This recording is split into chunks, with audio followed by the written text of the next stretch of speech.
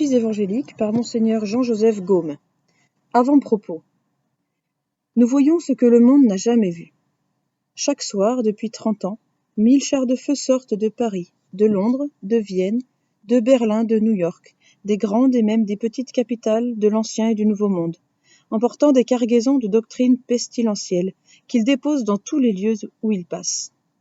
Le lendemain, sous toutes les formes, livres, journaux, revues, pièces de théâtre, pamphlets, brochures, chansons, gravures, romans, tous ces produits de cœur corrompus et de cerveaux en délire tombent sur l'Europe et sur l'Amérique comme les nuées de sauterelles ravageuses sur le sol africain. Quelques heures plus tard, ils ont pénétré partout.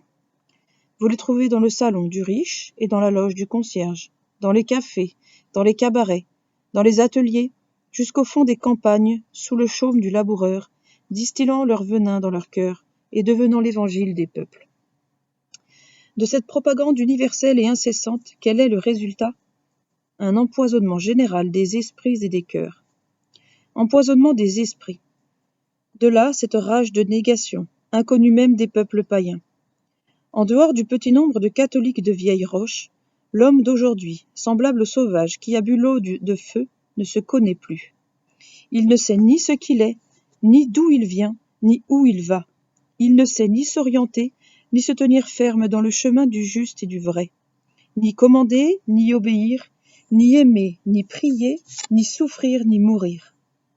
N'ayant plus la force de rien affirmer, nier est toute sa science. Aujourd'hui même, il nie tout.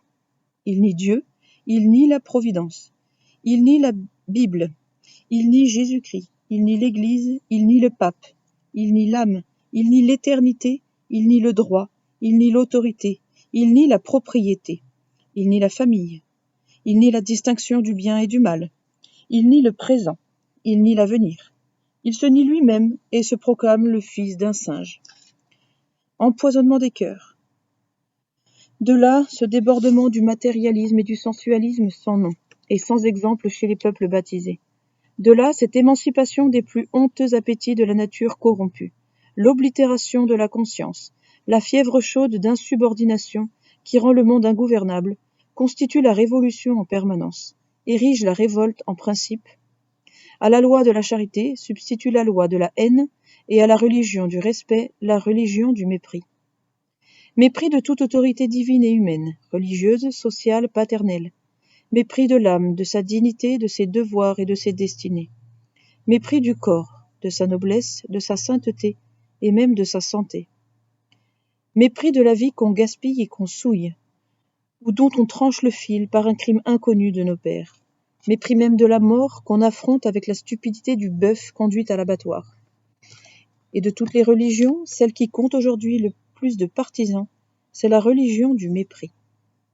Cela ne peut pas durer, attendu que l'homme ne peut vivre de négation, de mépris et de haine. Mais à cet empoisonnement universel, quel remède ? Humainement parlant, aucun. Une seule chose semble encore possible, préserver ce qui n'est pas encore atteint, le foyer chrétien et l'enfance chrétienne. Pauvre et chère enfance, déjà le poison est mis à sa portée et présenté à ses lèvres. Une ligue infernale s'est formée pour le répandre à profusion. Petits romans, petits livres prétendus scientifiques, petits journaux, fables, chansons, feuilles volantes, écoles professionnelles, bibliothèques scolaires, livres de prix, cabinets de lecture, ligue de l'enseignement, c'est-à-dire de l'empoisonnement. Rien n'est omis pour corrompre les racines mêmes de la société et étouffer dans les âmes baptisées le premier épanouissement de la vie surnaturelle. Comment conjurer un pareil danger ? Quand une contrée est ravagée par la peste, on l'isole au moyen d'un cordon sanitaire. À défaut des gouvernements qui ont perdu le sens de leur propre conservation, que les pasteurs et les parents soient ce cordon sanitaire. Constamment éveillée doit être leur vigilance, impitoyable leur résistance à l'entrée de tout écrit suspect dans leur famille ou dans leur paroisse. Et encore, lorsque le séjour dans une atmosphère malsaine altère la santé de leurs clients, les médecins ordonnent impérieusement de changer d'air. Et il se peut, et s'il se peut, d'aller respirer l'air natal. L'air natal du chrétien, c'est l'esprit chrétien. C'est dans l'évangile qu'on le respire à plein poumon et dans toute sa pureté. Les ramener à l'évangile, les faire vivre de l'évangile, Voilà l'unique moyen de salut pour les générations naissantes et même pour la société, si la société doit être sauvée. En vue de leur rendre, du moins en partie, cet inappréciable service, nous leur offrons, sous le titre de biographies évangéliques, une collection de petits livres d'une lecture attachante, d'un prix modique, d'une incontestable utilité. Nous n'exagérons pas. Quelques détails suffisent à le prouver.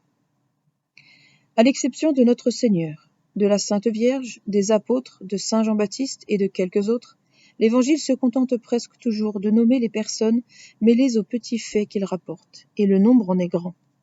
Souvent même, il ne prononce pas leur nom. Elles paraissent et disparaissent sans que la lettre sacrée dise ce qu'elles sont devenues. Le chrétien réfléchit, comprend ce silence divin. Toutefois, nous croyons traduire sa pensée en disant que sa pieuse curiosité trouverait douce satisfaction à posséder quelques détails historiques sur les personnes qui furent assez heureuses pour converser avec le Fils de Dieu lui-même, l'avoir entendu de leurs oreilles, touché de leurs mains, avoir mangé avec lui, et sur qui sa bonté répandit des faveurs presque royales. Il faut ajouter, avec toute la tradition, que ces mortels privilégiés, témoins oculaires de la vie du Verbe incarné, étaient venus en grand nombre des différentes parties du monde, même les plus éloignées de la Palestine. Reconduits par la Providence, ou dispersés par la persécution, en Orient et en Occident, ils devinrent, dans une sphère inférieure à celle des apôtres, les propagateurs de l'Évangile et le premier noyau des chrétientés naissantes. À ce titre, un sentiment de reconnaissance filiale nous inspirait un vif désir de les connaître et de les faire connaître. Pour cela, il a fallu interroger les plus anciens monuments de notre histoire. Nos biographies sont le résultat de 10 années de travail. Elles sont au nombre de 104 et comprennent 147 noms. Ce travail, nous l'avons fait avec conscience et avec bonheur. Avec conscience, en appuyant nos biographies que sur les autorités les plus dignes de foi. Citer en entier leurs témoignages c'eût été doubler nos volumes. Nous ne pouvions pas le faire, mais à la fin de chaque biographie, on trouvera les sources auxquelles nous avons puisé. Avec bonheur parce que nous vivions dans ce premier âge de l'Église où la sève de la foi coulait à plein bord, et que nous avons toujours partagé, pour ce qui est ancien, l'affection d'un prince célèbre dont nous allons citer en finissant les remarquables paroles. Citation. Le bon roi Alphonse, qui prit Naples, disait que c'était grand soulagement à l'homme vieil d'avoir vieil cheval pour chevaucher, vieux bois pour brûler, vin vieil pour boire, vieux amis pour converser et vieux livres pour lire. Les vieux livres ont plusieurs avantages sur les nouveaux. C'est qu'ils contiennent vérité, ont gravité et montrent autorité. Publier nos récits. Fin de citation. Lettre d'Antoine Guerrera à l'évêque de Badajoz. Publier nos récits en un ou plusieurs volumes, c'était aller directement contre le but que nous nous sommes proposés. Qui aurait donc acheté ces volumes? Un petit nombre de personnes. Une fois lus ou parcourus, ils auraient été oubliés. Puis, comme tant d'autres, ils seraient allés dormir dans la poussière d'une bibliothèque, leur éternel sommeil de mort. Plus haute est notre ambition. De ces personnages primitifs, nos bienfaiteurs et nos modèles, faire les hôtes et les amis du foyer chrétien, qu'ils ont fondé au prix de leur sueur et de leur sang. Les guides de l'enfance, les inspirateurs même du prédicateur et du catéchiste, en popularisant des vies 1000 fois plus intéressantes que celles de n'importe quel autre personnage ancien ou moderne. Tel est le résultat auquel nous avons aspiré. Nous publions donc nos biographies en très petits volumes et au prix le plus modique. Ainsi, nous voudrions, grâce au concours du clergé et des familles chrétiennes, remplacer par des lectures saines et attachantes cette inondation de petits livres insignifiants ou dangereux qu'on trouve jusque dans les écoles, entre les mains des enfants, et même de personnes plus âgées. Quand elle n'est pas un poison qui tue, cette nourriture creuse, énerve le tempérament moral, affaiblit les âmes, leur ôte le goût des choses sérieuses, et les laisse vivre et mourir dans l'ignorance de ce qu'il importe le plus de savoir. Puisse ce petit commentaire traditionnel de l'Évangile être béni de Dieu et bienvenu de tous.